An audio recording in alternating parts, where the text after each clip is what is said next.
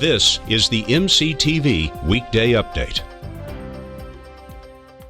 Welcome to the Monday edition of MCTV Weekday Update. I'm Daquisha Houston. And I'm Natalie DuPre. Last week, Texas Tech men's basketball team headed to San Francisco, California in hopes of continuing their run in the NCAA tournament. Unfortunately, the Red Raiders season came to a heartbreaking close on Thursday night. MCTV's Alejandra Salazar joins us now in the studio with a look back at last week's season finale. Alejandra? Thanks, Natalie and Daquisha. Number 3 seed Texas Tech took on number 2 Duke on Thursday in the Sweet 16 round of the West Regional. The Red Raiders were hoping to advance to their third Elite Eight in the last 4 tournaments, but history ended up being on the Blue Devils' side. Tech put up a fight throughout the contest, jumping out to an 8-point lead early and taking a 4-point lead into halftime. The Red Raiders stayed ahead through the first 7 minutes of the second half until the Blue Devils took the lead with 11 minutes remaining. From there, Tech and the Blue Devils went back and forth until Duke finally pulled ahead for good with just under 3 minutes left in the contest. Adonis Arms hit a 3-pointer with 13 seconds on the clock, pulling within 2, but that's as close as Tech would get. Duke advanced to the Elite Eight with a final score of 78-73. Arms, along with Bryson Williams, Kevin McCullough, and Kevin O'Banner, all finished in double digits, with O'Banner continuing his amazing run in tournament games with his 6th double-double. The loss ended Texas Tech's season, but Duke is still dancing as they head to the next week's Final Four with hopes of bringing home a championship in Coach K's final season. Coming up later in sports, I'll have a look at highlights and scores from Tech baseball and softball's weekend on the Diamond. Back to you, Natalie.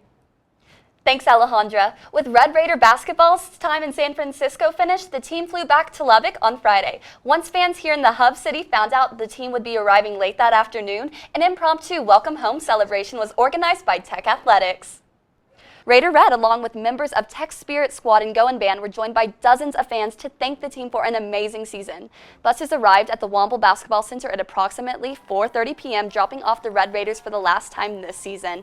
Players, coaches, and staff gave high fives and guns up to those gathered near the main entrance. Senior Kevin O'Banner even signed several autographs for young fans who followed him off the bus. Friday's celebration may be the last public appearance as a Red Raider for some members of the team, with several players graduating and others planning to enter the transfer portal or the NBA draft. Diversity Week in 2022 officially wrapped up last Friday after 5 days and more than a dozen events. The final days of schedule includes several activities outside the sub that were free for students. At 11 a.m. on Friday, several campus groups met in one area at the end of Diversity Week. The Center of the Campus Life was one of those groups who hosted an event called Draw It Out in the sub in North Plaza. The activity was an opportunity for students to stop by and express their social identity on a paper. Australia Sierra, a graduate assistant at the Center for Campus for Life, says that it is hard for someone to express their identity by talking, so they decided to provide students with a more creative option. Which is why we're giving them another route of expressing it, because it's just as more important to talk about it, but maybe talking about it's not the best solution. Maybe expressing it in a different avenue is a lot better.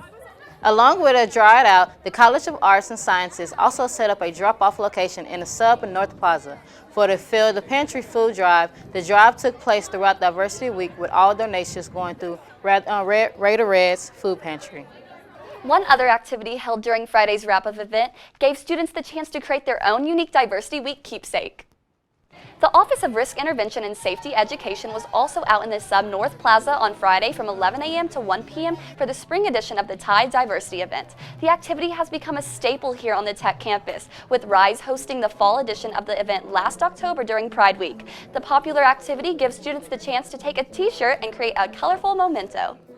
We have a lot of colors here. We have people doing whatever it is they want to do. I think it kind of signifies that everybody's different and original. And so every t-shirt that everyone has made here is going to come out completely different. And I think that's kind of what we're trying to emphasize today.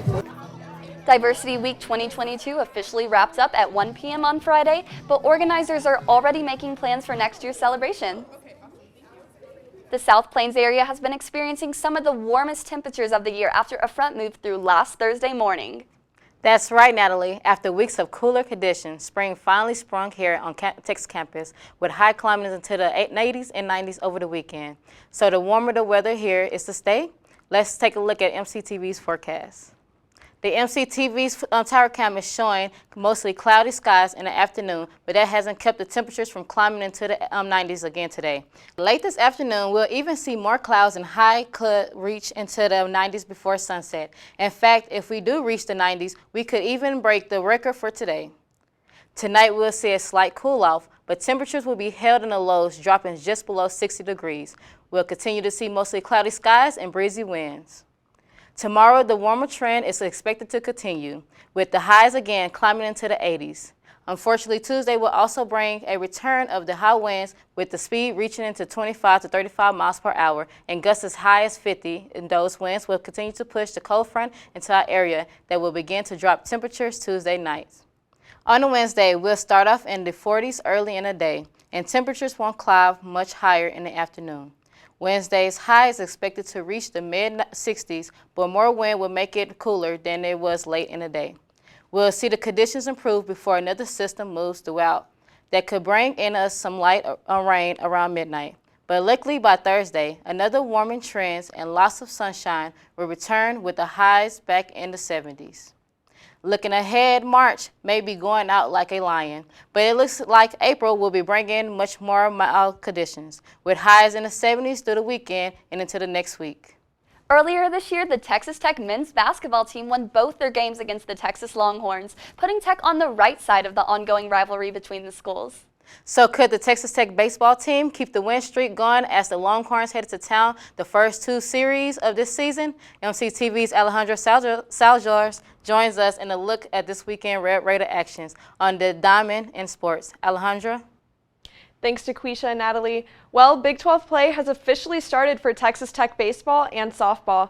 Let's start things off with softball. The ladies headed to Stillwater to play a 3-game series against 7th-ranked Oklahoma State. On Friday night, the Cowgirls broke through in the 3rd inning with a solo shot to center from Kylie Naomi.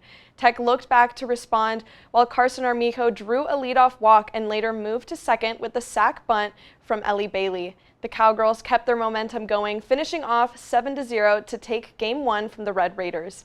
In Game 2, Oklahoma State opened the scoring early while putting up a run before the Red Raiders could record their first out. Alana Barraza evened up the game in the second with her first home run of the season. The Cowgirls, on the other hand, responded with 5 runs in the 5th inning to end the game 9-1. On to the series finale, junior Peyton Jackson put the ladies on the scoreboard early, taking the first pitch she saw deep to left center for a solo home run. The Red Raiders gave up 6 home runs in the first 2 innings, falling to the Cowgirls 16-2. Up next for Tech, the ladies will host Kansas this Friday through Sunday for their first Big 12 series at home. TV coverage will be available on Big 12 Now on ESPN+. Switching things off to baseball, the number 16 Red Raiders started off conference play against the 2nd-ranked Texas Longhorns. Things got off to an exciting start in Game 1. The Longhorns took an early lead when Eric Kennedy hit a leadoff homer to start the game. Texas Tech answered with a pair of solo homers from Easton Morrell and Jace Young in the bottom of the first to take a 2-1 lead. Texas later gained their lead back with a pair of solo home runs in the 8th inning. The Red Raiders later tied things up to force an extra inning. At the bottom of the 10th, tied 4-4, Tech was down to their last out with runners on 2nd and 3rd base. Senior Kurt Wilson took matters into his own hands by stealing home base to take Game 1 of the conference opener against Texas. On to Game 2, Texas Tech took an early lead with 7 runs in the first. The Longhorns managed to rally back to take the lead at the top of the 8th, 11-7. But that did not stop the Red Raiders from tying the game to force yet again an extra inning for the 2nd night in a row. In the 10th, if you thought Kurt Wilson was done being the hero of this series, think again. Wilson hit a walk-off grand slam to clinch the weekend series against the Longhorns. In the series finale, the Red Raiders fell to the Longhorns 12-1. Although the game remained tied up till the 5th inning, the Longhorns offense exploded at the top of the 7th, scoring 7 runs to finish a total of 12 runs and 17 hits to defeat Tech with a run rule win after the 7th. Looking ahead, the guys will close their 6-game homestand with a short 2-game series tomorrow and Wednesday against Stephen F. Austin. First pitch for tomorrow's game is set for 6:30 p.m. If you can't make it to Danlaw Field, you can tune in on Big 12 Now on ESPN+. That's all I have for sports. Back to you guys. Thanks, Alejandra. With so many activities taking place on campus week, some Texas Tech students rarely venture off outside of the boundaries of the university. But when students do head out into town, there's a lot of small businesses who are always happy to have the Red Raiders stop by and enjoy all they have to offer. One of those local businesses is Wild West Vintage Decor, located on West 19th Street. The store is open throughout the week, but once a month they open up the space around the business for an event called Junk Fest. Junk Fest features various local vendors selling furniture, home decor, antiques, handmade items, along with food and some fun. The event gives some of Lubbock's smallest businesses the chance to showcase what they have to offer to the local community. These people are able to pop up a tent and have their homemade items and vintage items, things like that, and come out here once a month and have, space to sell instead of having the overhead of owning a store. This month's Junk Fest took place this past Saturday, but you can check out the next event on Saturday, April 30th. For more information, visit wildwestvintagedecor.com and click on Junk Fest Lubbock. So, Daquisha, have you had a chance to check out Junk Fest? No, I didn't get the chance to go, but I might need to donate some things. Well, that's all for today's edition of the MCTV's Weekly Update. Thanks so much for joining us, and be sure to check out ttuhub.net every day for more news. We'll see you on Thursday.